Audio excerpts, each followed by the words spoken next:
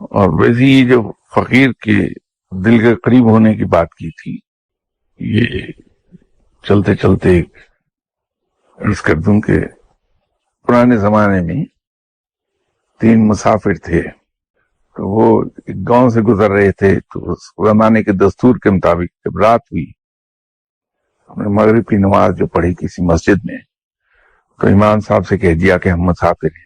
تو اتفاق یہ کہ گاؤں بہت چھوٹا سا تھا، بڑے غریب لوگ تھے، تو امام صاحب نے اناؤنس کر دیا کہ صاحب 3 مسافر ہیں، انہیں کون مہمان کرے گا رات بھر کے لیے۔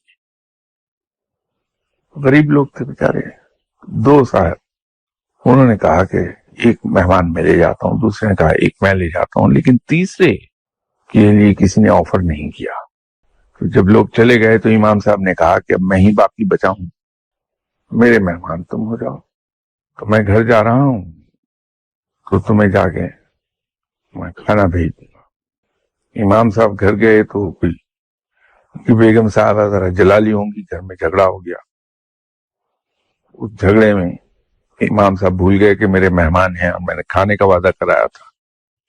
سردیاں تھیں تو مہمان بیچارہ انتظار کرتا رہا اور سردی میں کانپتا رہا کہ بستر آئے گا اور کھانا آئے گا۔ نہ کھانا آیا اور نہ بستر آیا۔ تو جب آدھی رات گزر گئی تو نیند نے بھی بے حال کیا اور سردی بے پناہ وہاں، اور تو نے کچھ نہیں سوجا، اس صف کے کونے پہ لیٹے اور رول ہونا شروع ہو گئے، تو صف ان کے ارد گرد لپٹ گئی ساری، تو اس میں پناہ لے لی سردی کے اگینسٹ۔